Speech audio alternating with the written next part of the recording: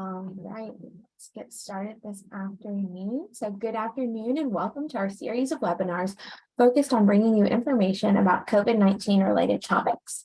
The information in these weekly webinars is geared towards long-term care and skilled nursing facilities, but we encourage everyone who is interested to attend. My name is Casey Stevens and I'm a communication specialist with Quality Insights. Today we'll be discussing the minimum data set MDS changes are coming. Everyone has entered the webinar on mute, but we will have a discussion following the presentation. If you have any questions or comments, please submit them either using the chat feature or the Q&A tool in your Zoom menu. You can also raise your hand to request to be unmuted or to ask your question aloud. We invite you to join us every Wednesday at 2 p.m. for more of our weekly webinars. Next week, we're going to be discussing the MDS changes and highlight sections B, C, D, and E. And now I'd like to introduce our guest speaker today, Deborah Wright. Deborah is a quality improvement specialist here at Quality Insights. She joined our team after being in the long-term care industry for more than 30 years. She has a wealth of experience in long-term care nursing and management, ranging from certified nursing assistant to vice president of healthcare operations. She's most passionate when working with the MDS process in quality improvement. Deb, thanks for joining us today, and I'll let you take it from here. All right, thanks, Kathy. So this is the first time I'm manning my own slides here. So if at any time something doesn't look right, please stop us and let me know. So we hopefully by this point all know that the MDS is changing October 1st. So my goal, and why can't I move this slide? There we go.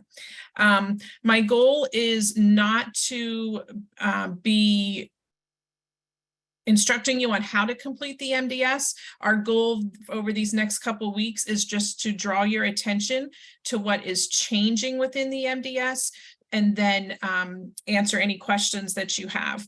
So the first couple slides will be the same every week, just in case we have different people joining us. So the first slide here has the links to the MDS forms and the updated RAI manual. And there's also a link for the CMS official YouTube channel where you can go to their YouTube and kind of do a search for the topic that you're looking for. And here's just an example of some of the different training videos that they have on different sections. So you can go to their YouTube channel and Google section B of the MDS and get the hearing, speech, and vision section, and then watch videos on their training of those.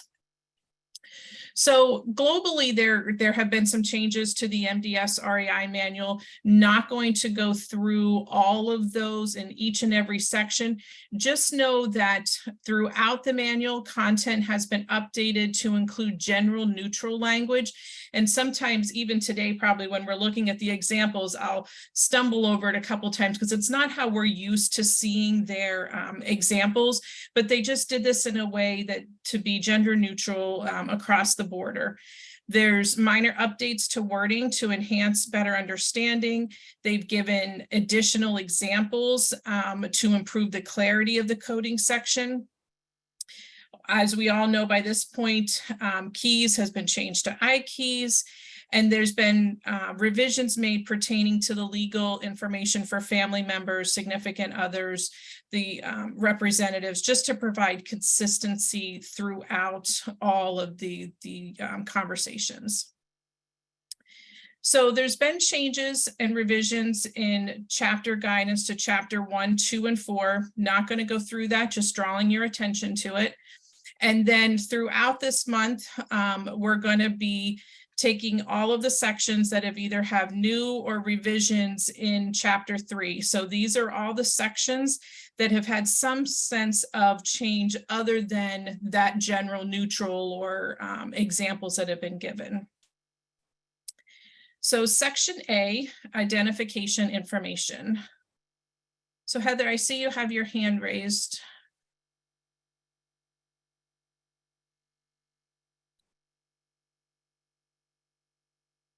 Okay. So the intent for section A, and almost all of this, if not all of it, has been taken right from the REI manual. So the font in red means that those have been changes, updates, things that are new. I kept it that way just so that you could see the changes. And a lot of this I'm just going to read, and I don't mean to be reading the slides, but it's right from the REI. So it is what it is. So the intent of Section A is to obtain the reason for the assessment, the administrative information, and the key demographic information to uniquely identify each resident, their potential care needs, including access to transportation, which is new for this section, and the home in which they reside. So here is what the types of assessment looks like. It has been changed, and it only now is federally required and PPS assessments. So the optional state assessment has been removed from this, and the optional state assessment for Pennsylvania will be discussed at a later time. Pennsylvania will be pretty much continuing with all of the MDS assessments that we know now, and we'll talk about that more. So when we get, I think it's in 3 weeks when we start talking about Section GG, and I say Section G has gone away, it really hasn't gone away, at least not for Pennsylvania. We have reached out to West Virginia to find out what they are going to do for the optional state assessment. And as of the end of last week, they still did not know. So we do not know yet if West Virginia will be following PDPM for their MA case mix reimbursement, or if they will be doing an optional state assessment. Once we hear that, we will work with West Virginia Healthcare Association and make sure that you have that information. Pennsylvania has made the decision. They are doing the optional state assessment. And like I said, we will be having a separate webinar just for Pennsylvania on August 15th, and there'll be more information coming out with that. When you get the slides and the recording for today's session, there'll also be registration for that presentation. So what has changed in Section A? So ethnicity has been expanded. So you're going to have your list of the typical no, not of Hispanic, Latino, Spanish. They've added Mexican, Puerto Rican, Cuban. They've also added 2 additional sections, responses. Response X means the resident was unable to respond, and response Y means resident declines to respond.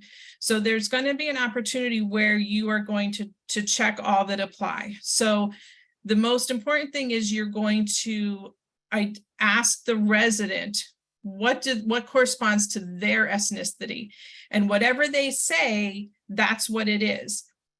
But we also know that this and the race questions sometimes are sensitive questions. So they've really worked on how is the best way that we can ask this question that makes the resident feel comfortable. And right here is a quote right from the REI that states, we want to make sure that all our residents get the best care possible, regardless of their ethnic background. We would like you to tell us your ethnic background so that we can review the treatment that all residents receive and make sure that everyone gets the highest quality of care. So hopefully asking it in that way, if it's someone that you feel may be sensitive to these questions, that may be a better way to ask that question. So what can you use to code this? You can use the medical record if the resident is unable to respond and there's no family member present. If the resident declines to respond, though, you have to code based on that. You can't code based on the family. So if the resident says, I don't want to answer that, and their significant other says they're African-American, you can't code African-American. You have to code that the resident declines to respond. If the resident provides a response, then you check that box indicating what ethnic category or categories they identify as.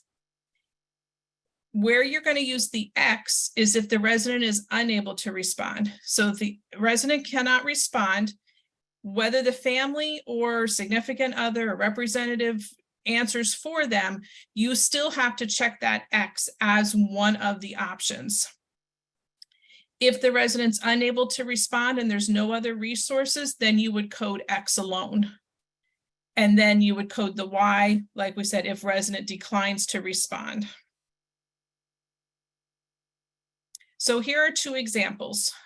Resident R is admitted following an acute cerebrovascular accident with mental status changes and is unable to respond to questions regarding their ethnicity. Their spouse informs the nurse that resident R is Cuban. So how would we answer this question? So we would code D, yes, that they're Cuban, and X, resident unable to respond. And that's because the resident R was unable to respond, but their family provided the response. So we code the family's response and code that the resident was unable to respond. Resident K is admitted following a total hip arthroplasty and declines to respond when asked their ethnicity. So how would we code this? We would code Y because the resident declined to respond, and we would not use any other sources because the resident said they do not want to respond. And these examples are right from the RAI. There are more in there. I just pulled out a couple to show today. So then race, they also expanded this, and you can see from the list, there are a multitude of other options that are now available to choose from. Why was this? They wanted to standardize the self-reporting data collection across post-acute care settings. So they're trying to, the reason for all these changes this time is they're trying to make the assessments that are used in all post-acute care settings the same and interact and interchangeable. So whether they're going to assisted living, they're in long-term care or home care, they want the questions to be the same. So they've kind of combined them all together. The one thing that's important, of course, they give the example again of how you can introduce this question to an individual that may be sensitive to why are you asking what my race is.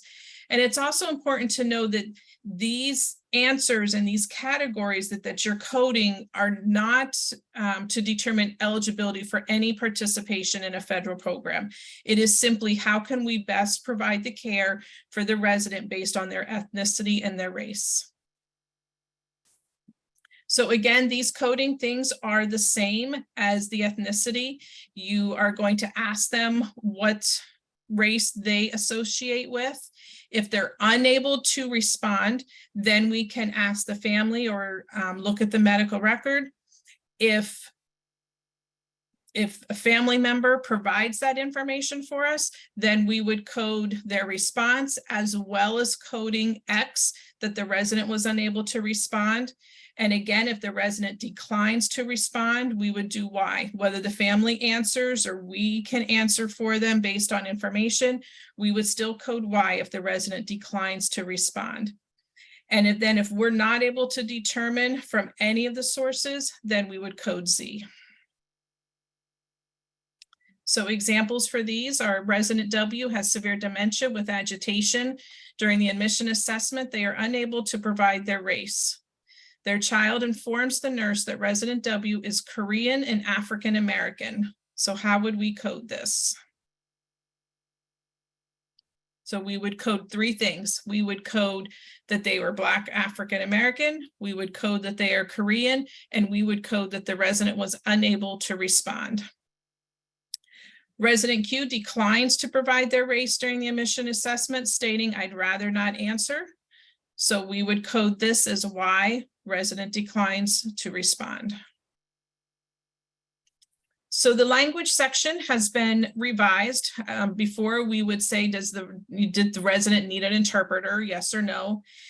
Now they actually want us to put what is their preferred language, and we have to type it in there. And then it says, do you need or want an interpreter to communicate with the doctor or healthcare staff? So the purpose of this, is just to make sure that the resident clearly understands what's going on with their healthcare plan. So we want to make sure that we are communicating in their language. If the resident or family member does not identify a preferred language, then we have to dash that first box. However, we do need to realize that CMS expects that to be extremely rare because we need to be able to communicate with the residents that we are serving. So we would code this with no if the resident does not want an interpreter, yes if they want an interpreter, and 9 if we are unable to determine if they need or want an interpreter. Transportation, this is a whole new section, and one that we're going to have to figure out who's going to ask this question and how are we going to document the responses to this. So the question is, has lack of transportation kept you from medical appointments, meetings, work, or from getting things needed for daily living? And the answer, and you're going to check all that apply. And it would be yes, it has kept me from medical appointments or getting my medications. Yes, it has kept me from non-medical appointments, meetings, work, or from getting things that I need. No, it hasn't interfered. Or again, this X, resident unable to respond, and Y, resident declines to respond. So the steps for this assessment is we're going to ask the resident, in the past 6 months to a year, has lack of transportation kept you from those medical appointments or getting your medications, or from the non-medical appointments or meetings or things that you need? They should be offered to answer yes. They should be, if the resident is unable to respond, we can talk to the family member or their significant other. And then if the resident is unable to respond and there's no family member present, can we use the medical record documentation? And again, if the resident declines to respond, then we would not code based on what the family or the medical records has in place. So again, this is just a repeat that we would code A for yes, it has kept me from my appointments and getting my medications. We would code B, yes, it's kept me from non-medical appointments. So again, it could be multiple choices. They could say that it's kept them from their medical appointments and it's kept them from their non-medical appointments. We would code no, C, if there was no lack of the lack of transportation has not kept them from getting to those things. And then again, X, if they didn't respond, and Y, if they declined to respond. So here's an example. Resident E is admitted with multiple sclerosis. They are confused and unable to understand when asked if they have had a lack of transportation that has kept them from medical appointments, meetings, work, or from getting things needed for daily living. There's no family, significant other, or legally authorized representative with related information available, but their medical record indicates that their spouse uses their car to transport resident E wherever they need to go. So how would we code this? So we would code it as C, no, and X, that the resident was unable to respond.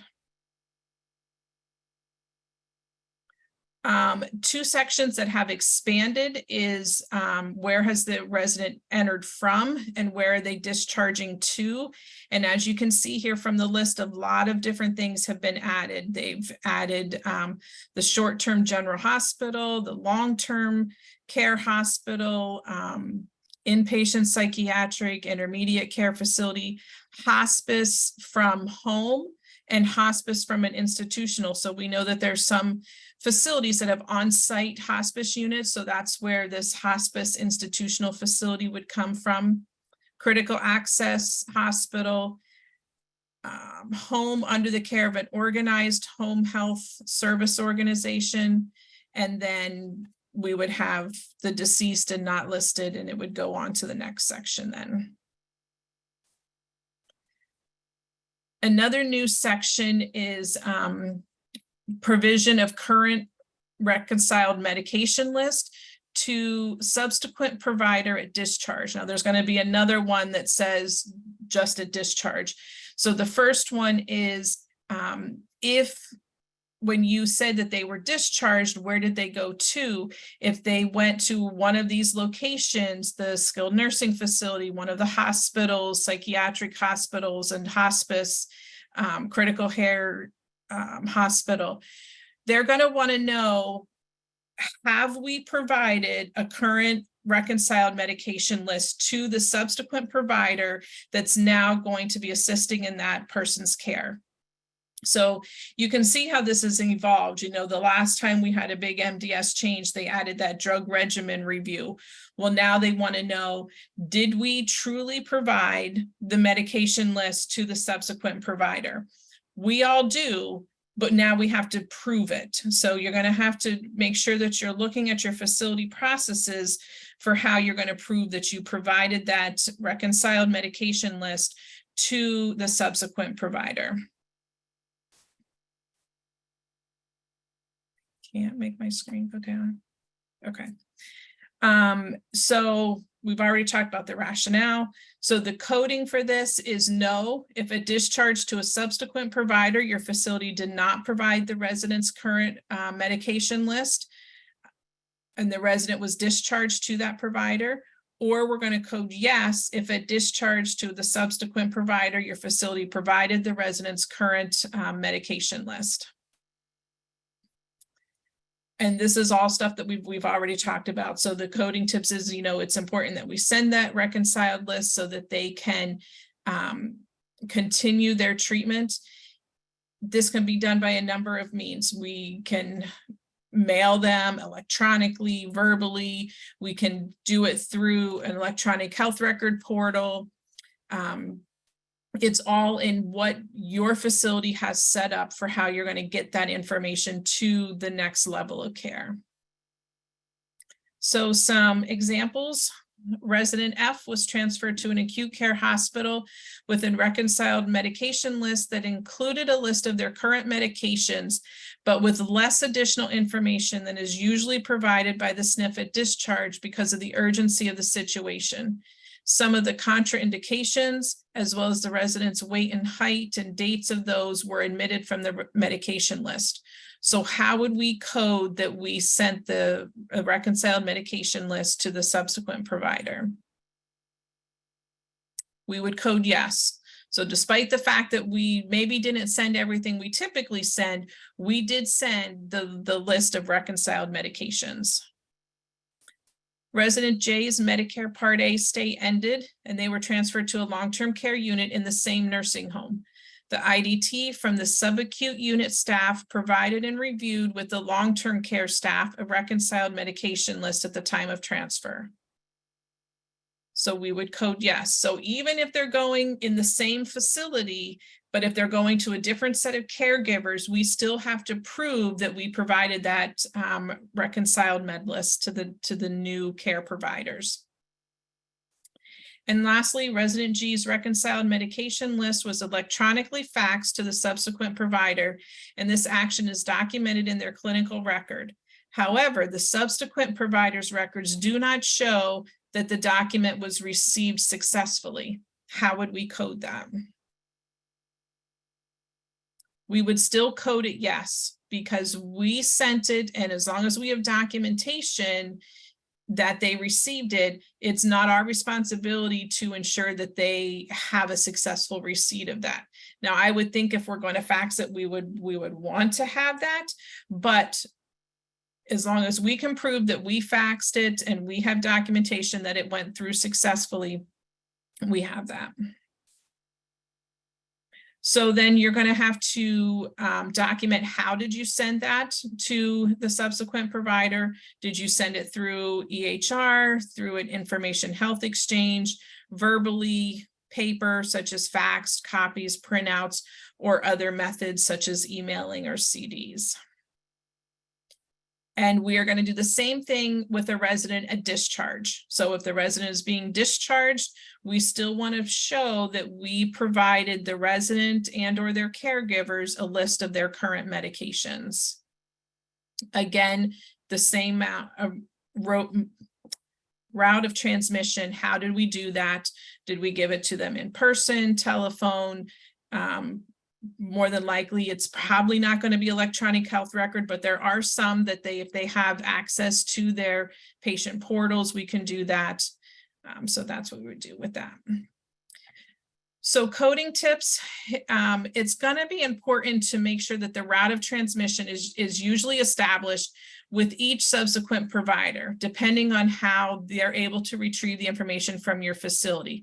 So if someone is going out to the hospital and they're going to hospital A, you know that you're always going to print out your medication listing and send it with them. Or maybe you are attached to a hospital and you both have the Epic system, and you're going to say that, you know, if they're going to that hospital system, they can access it through Epic. You're going to want to have that policy and procedure in place as a backup to help prove how are you submitting these med reconciliations to subsequent providers or when someone's discharged.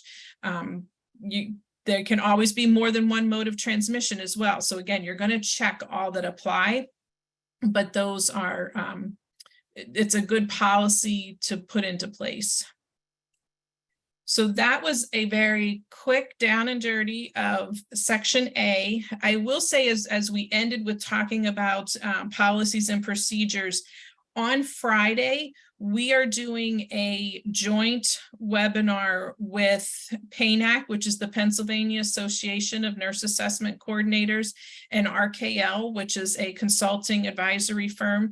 And they're going to talk more about processes to operationalize all of these changes. So that invitation and registration is part of our weekly newsletter. And I know there's been email blasts that are going out, but if you've not received that yet and want to, I'm sure Kathy or Casey will tell you how to do that.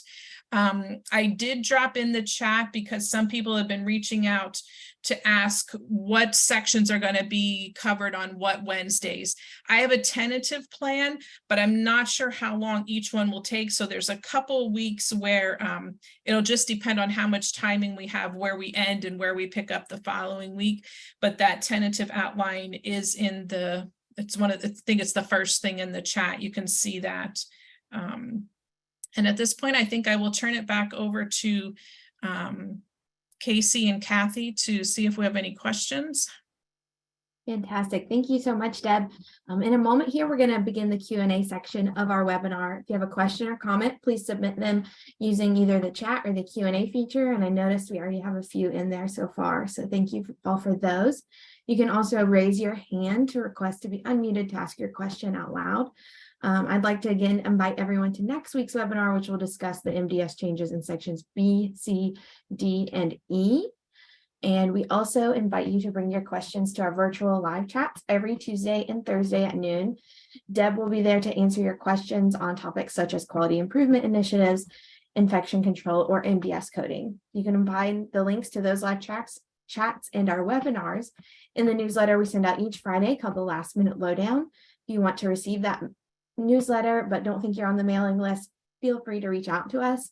I'll add my email address in the chat and we'll make sure you are subscribed to that. Alrighty, let's start with those questions, Deb.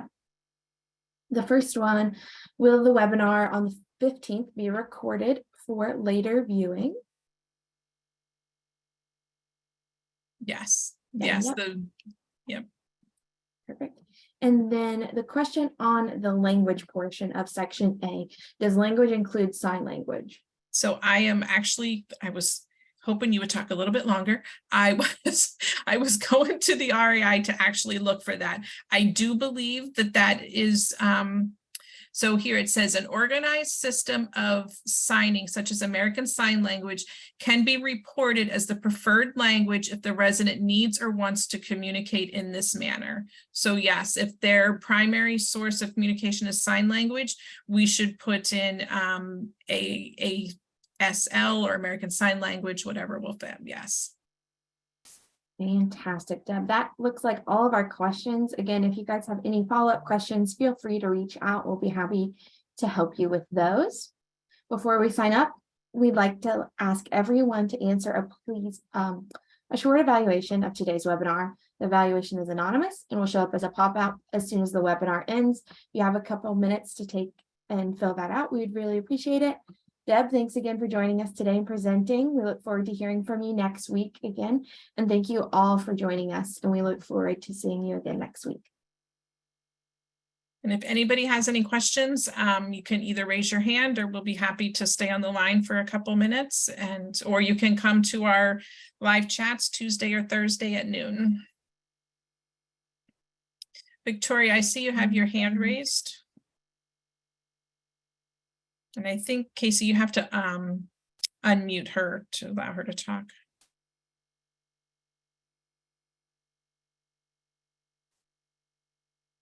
It looks like she took her hand down. Will the same link be used for each week's webinar? Yes. So if you have signed up for our Wednesday webinars, once you sign up for those, it would be the same link every Wednesday. Yep.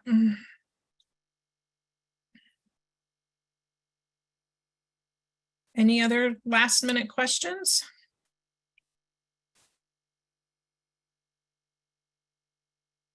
All right. Thank you, everybody.